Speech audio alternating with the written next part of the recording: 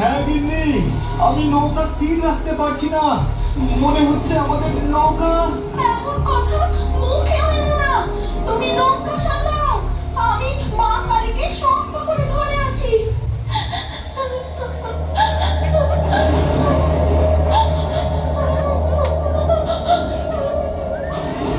হ্যাঁ গো, কি যেন কাঁদছে মনে হচ্ছে না? হ্যাঁ, তাই তো, মনে হচ্ছে কোনো বউ মানুষের কান্না। কিন্তু এই অন্ধকারে কোনো বউ মানুষ নদীর পাড়ে বসে কাঁদবে কেন? যাকে ওসব নিয়ে এখন ভেবে কাজ নেই, তাড়াতাড়ি নৌকা চালাই, এখন ঘরে ফিরতে হবে। আকাশ যে হারে গজরাচ্ছে, এক্ষুনি বৃষ্টি নামলো বলে। তা যা বলেছ, চলো ঝড় ওঠার আগে আমরা তাড়াতাড়ি বাড়ি ফিরে যাই। ওই দেখো গিন্নি, নদীর ঘাটে এক বউ মানুষ বসে রয়েছে, মনে হয় ওই কাঁদছে। বিদ্যুতের আলোয় দেখলুম কি রূপ, মনে হয় কোনো বড় বাড়ির বউ হবে। হ্যাঁ গো, কোনো ভূত পেতনি নয় তো? আমাদের সাথে ছলনা করছে। কাছে গেলেই যদি, ওরে বাবারে, আমার যে খুব ভয় করছে গো। দাঁড়াও, এই মাঝ নদী থেকেই সাড়া নিয়ে দেখি কি বলে। ও বউ, তুমি কেলা, এই অন্ধকারে নদীর ঘাটে কি করো? আমার নাম মহামায়া, জমিদার বাড়িতে থাকতেন, কিন্তু আজ কিন্তু আজ বলে থেমে গেছে।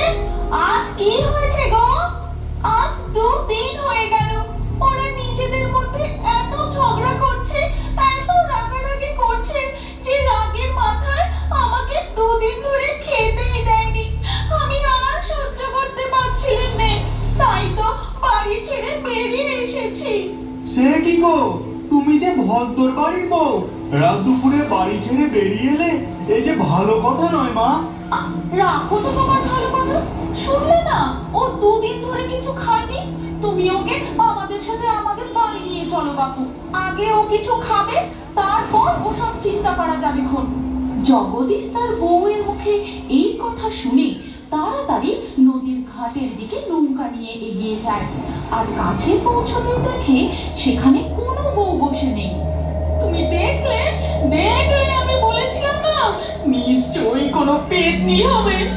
এবার আমাদের আর রক্ষে নেই। আরে তুমি নদীর ঘাটের ওই দিকে তাকিয়ে দেখো গিন্নি, কিছু দেখতে পাচ্ছ? ভালো করে তাকিয়ে দেখো, বিদ্যুতের আলোয় দেখা যাচ্ছে মা কালীর এক মূর্তি। মা, তাই তো গো, তবে কি মা স্বয়ং আমাদের দেখা দিলেন? জগদীশ আর দেরি না করে তাড়াতাড়ি নৌকা থেকে নেমে নদীর ঘাটে এসে দাঁড়ায়। মা, মা তুমি জানে আমাদের গরিবের ভাঙা কুটিরে, কিন্তু আমাদের যে কোনোদিনও এক বেলা খাবার জোটে, আর কোনোদিন জোটেই না। সেই ভাঙা কুটিরে তোমায় নিয়ে গিয়ে কি করে যে তোমার সেবা করব, তাও জানি না মা। ওগো, মা যে স্বয়ং আমাদের দেখা দিয়েছেন, তিনি নিশ্চয়ই আমাদের সাথে যেতে চান। আর এখনই বৃষ্টি নামলো বলে, বৃষ্টিতে তো মায়ের মূর্তি ভিজে যাবে। হ্যাঁ হ্যাঁ, তাই তো তাই তো, আর তাছাড়া এক্ষুনি বৃষ্টি নামলো বলে। চলো চলো, তাড়াতাড়ি মাকে নিয়ে নৌকায় বসো। জগদীশ মা কালীর মূর্তি নিয়ে নৌকায় উঠতেই শুরু হয় তুমুল ঝড় বৃষ্টি। ঘন ঘন বাজ পড়তে থাকে। এ এ কি ঝড় বৃষ্টি শুরু হলো গো! ঝড়ের বেগে নদীর জল একেবারে উথাল পাথাল করছে যে। হ্যাঁ গিন্নি, আমি নৌকা স্থির রাখতে পারছি না, মনে হচ্ছে আমাদের নৌকা। এমন কথা মুখেও এনো না। তুমি নৌকা সামলাও, আমি মা কালীকে শক্ত করে ধরে আছি। আমাদের কিচ্ছু হবে না। ঝড় বৃষ্টির বেগ আরো বাড়তে থাকে। তাদের নৌকা দুলতে দুলতে এগোতে থাকে। এইভাবে দুর্যোগ কাটিয়ে কোনো রকমে তারা নৌকা নিয়ে তাদের গ্রামের ঘাটে এসে পৌঁছায়।